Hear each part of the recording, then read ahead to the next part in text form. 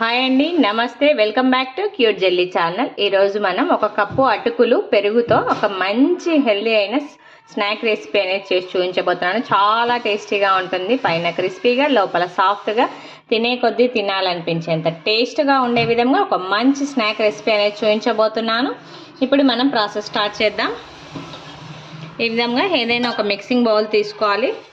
ఒక పెద్ద బౌల్లోకి వాటర్ తీసుకోవాలి. ఇందులోకి 1 కప్ వచ్చేసి అటుకులు యాడ్ చేస్తున్నాను. అటుకులు మనకు డస్ట్గా ఉంటాయి కదా, అందుకోసం శుభ్రంగా అటుకులను అయితే మనం వాష్ చేసుకోవాల్సి వస్తుంది.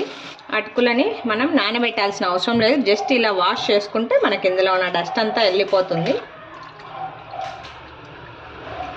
ఈ విధంగా శుభ్రంగా వాటర్ అంతటిని వచ్చేసి మనం పిండేసుకోవాలి అటుకుల్లో నుండి.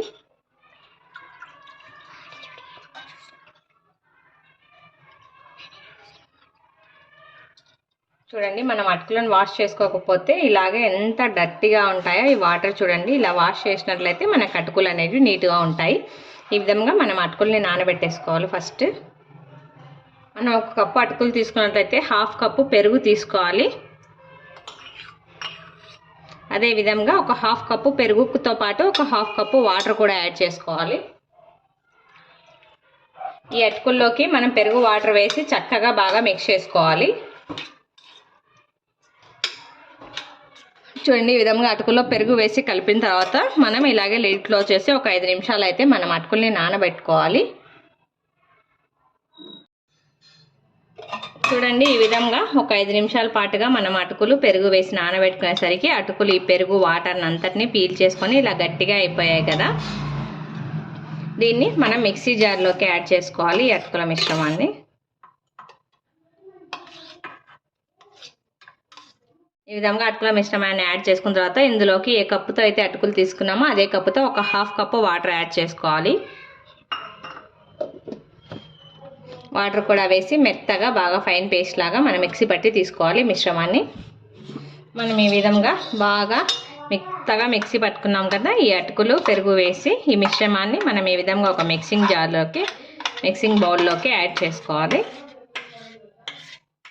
మనం ఈ విధంగా మిక్సీ పట్టుకున్నాం కదా అటుకుల మిశ్రమం, ఇందులోకి ఒక 2 టేబుల్ స్పూన్స్ వచ్చేసి పొడి బియ్యం పిండి యాడ్ చేసుకోవాలి. అదేవిధంగా ఇందులోకి ఒక పెద్ద ఆనియన్ను చిన్న చిన్న పీసెస్గా కట్ చేసుకోవాలి. ఒక పెద్ద క్యారెట్ని కూడా చక్కగా పీల్ చేసుకొని ఈ విధంగా తురిమి పెట్టుకోవాలి.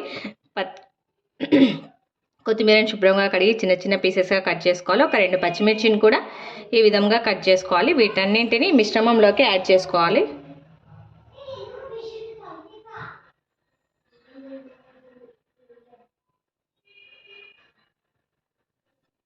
ఈ విధంగా యాడ్ చేసుకున్న తర్వాత ఇందులోకి రుచికి సరిపడా ఉప్పు యాడ్ చేసుకుందాం.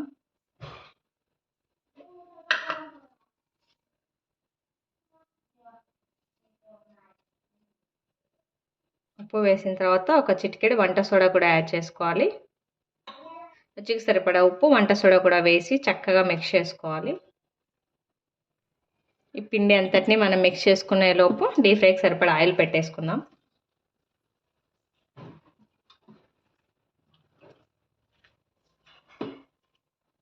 ఈ విధంగా చక్కగా మనం మిక్స్ చేసి పెట్టుకోవాలి. ఇప్పుడు ఆయిల్ చూసుకుందాం హీట్ అయిందో లేదో. చూడండి, మనకు ఆయిల్ అయితే చక్కగా హీట్ అయిపోయింది. ఇప్పుడు మనం ఆయిల్లోకి కొద్దిగా డ్రాప్ చేసుకోవాలి.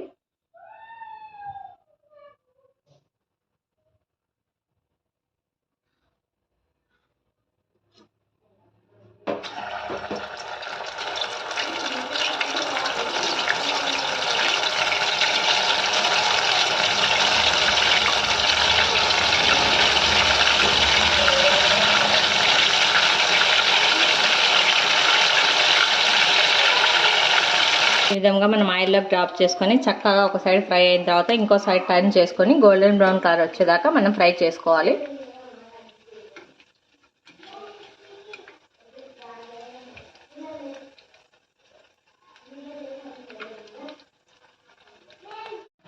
ఈ విధంగా మనం చక్కగా ఫ్రై చేసుకోవాలి. బాగా క్రిస్పీగా ఉంటాయి. చూడండి, ఈ విధంగా చక్కగా మనకు అన్నీ కూడా గోల్డెన్ బ్రౌన్ కలర్ రావాలి.